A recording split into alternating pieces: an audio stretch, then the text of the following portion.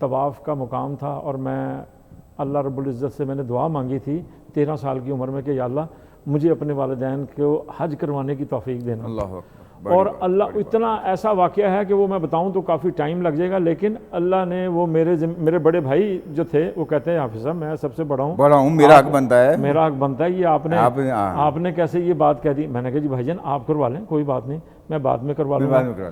تو وہ اس وقت جو ہے وہ حج کی جن درخواستیں جو آتی تھی نا اس میں جن کے پیسے باہر سے آ جاتے تھے ان کی قرآن اندازی نہیں ہوتی تھی، اور جن کے جو یہاں سے ہوتے تھے ان کی قرآن اندازی ہوتی تھی. بالکل. میرے بڑے بھائی نے مجھے فون کیا کہ حافظ صاحب میں چھوٹا تو تھا لیکن مجھے سارے حافظ صاحب ہی کہتے تھے، حافظ صاحب یہ آپ کے ہی حصے میں آنے والا ہے. میں نے کہا آپ نے دعا کہاں کی تھی؟ آپ کی اجازت ہو گئی تو عبدالباسط محترم جب میں اپنے والدین یہ بھی میں یعنی ان اولاد کو یہ پیغام دینا چاہتا ہوں، ایک مرتبہ اپنے ماں باپ کے ساتھ حسن و سلوک کر کے دیکھ لو.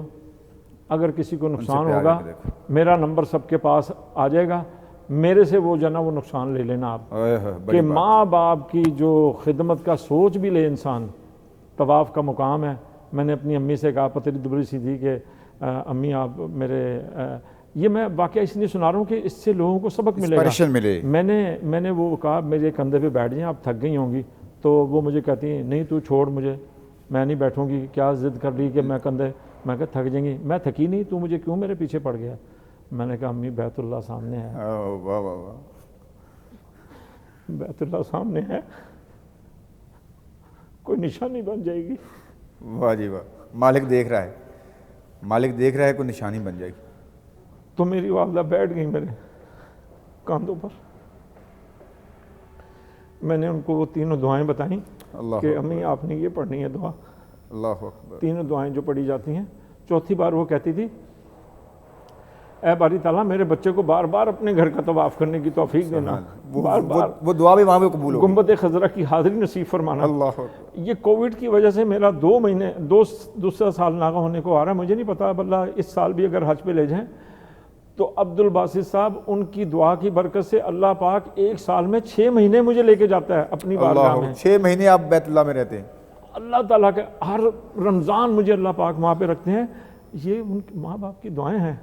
تو میں اس نوجوان نسل کو میں یہ پیغام دینا چاہتا ہوں والدین کے حوالے سے، میرے بچوں، میری بیٹیوں، میرے بیٹوں، سمجھ جاؤ یار یہ وقت بار بار نہیں آئے گا.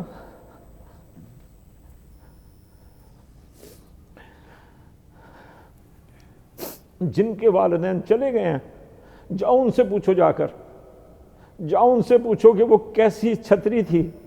جاؤ ان سے پوچھو کہ وہ جب دعائیں کرتے تھے کہ تم بچ کر آتے تھے کہ نہیں. حضرت موسیٰ علیہ السلام، ماں اور باپ، ماں کے قدموں تلے جنت ہے اور باپ جنت کا دروازہ ہے. بالکل بالکل بالکل. لپٹ جو ان کے قدموں سے. اللہ سب کچھ خدا کے واسطے کبھی کچھ نہ ان سے چھپاؤ. والدین کبھی آپ سے کچھ نہیں مانگتے، کبھی وہ دولت، کوئی جاگیر، کوئی مکان، کوئی چیز ایسی نہیں مانگتے، وہ آپ کی محبت مانگتے ہیں. اور یاد رکھو کہ اللہ کے نبی صلی اللہ علیہ وسلم فرض نماز میں ہیں اور فرماتے ہیں کہ کاش میری والدہ ہوتی. اللہ اکبر. اللہ اکبر.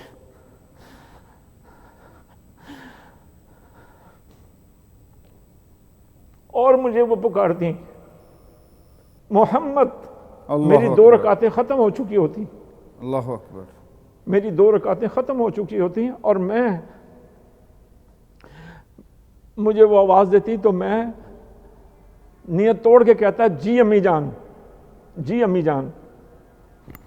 تو میں یہ بات آپ کو بتانا چاہتا ہوں اور بار بار آپ کو میں یہ بات کہتا رہوں گا، اگر کچھ پانا ہے تو اللہ رب العزت کے سامنے جھکے رہیں، اللہ کی رسی کو تھام لیں، اس کی رسی کو مضبوطی سے تھام لو.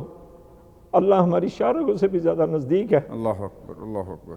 اللہ کے نبی صلی اللہ علیہ وسلم کی سنتوں پہ عمل کرنے والے بن جو بیٹو، میری بیٹی ہو، میرے بھائی ہو، میری بہنوں.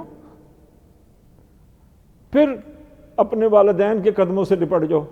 دنیا جہاں کی کامیابی ہے تمہاری. اگر آپ نے کامیاب ہونا ہے جاؤ ان کو بتا کے جاؤ، دعا کریں جس کے ماں باپ حیات ہیں اس کو کسی پیر فقیر کی ضرورت نہیں ہے. اللہ اس کے پیر فقیر گھر ہیں اس کے گھر میں پیر فقیر سارا بیٹھے کچھ ہوئے اس گھر میں ہیں. بیٹھا ہے. اور نمبر 4 دکھی انسانیت کا بیڑا اٹھا لو.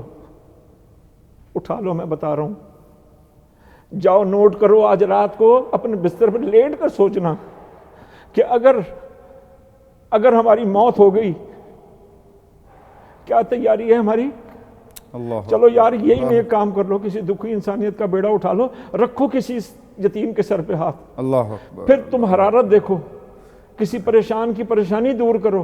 پھر تم اپنی کیفیت کو دیکھو, کسی بھولے بھٹکے کو راستہ بتا دو, کسی کو پانی پلا دو, کسی کو روٹی کھلا دو. ہم تم سے کچھ نہیں مانگتے. سہارا ویلفیئر فاؤنڈیشن خیرات نہیں مانگ رہی آپ سے, اس کی اپیل نہیں کر رہی, اس کے لیے ہم کوئی ڈرامہ نہیں کر رہے آپ سے. آپ اپنی جگہوں پہ اپنے طور پہ کریں جہاں آپ ہیں, اپنی جگہوں پر آپ شروع ہو جائیں. بالکل.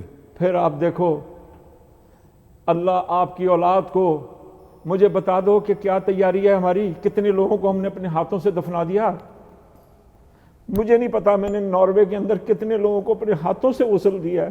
رات کو بات کر رہے ہیں, صبح ان کا میں جنازہ پڑھنے کے لیے نہیں جا رہا ہوں, ان کو غسل دینے کے لیے جا رہا ہوں آخری.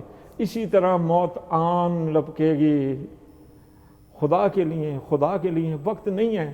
مجھے بتا دو, میں آپ لوگوں سے سوال کرتا ہوں, مجھے بتا دو کتنی اپنی جگہ پہ آپ اپنی عمریں دیکھ لیں, کتنی عمر ہے, کتنی عمر ہے ہماری, کہاں چلی گی بقایا حصہ. اسی طرح موت آن دبوچے گی اور ہمیں پتہ بھی نہیں چلے گا.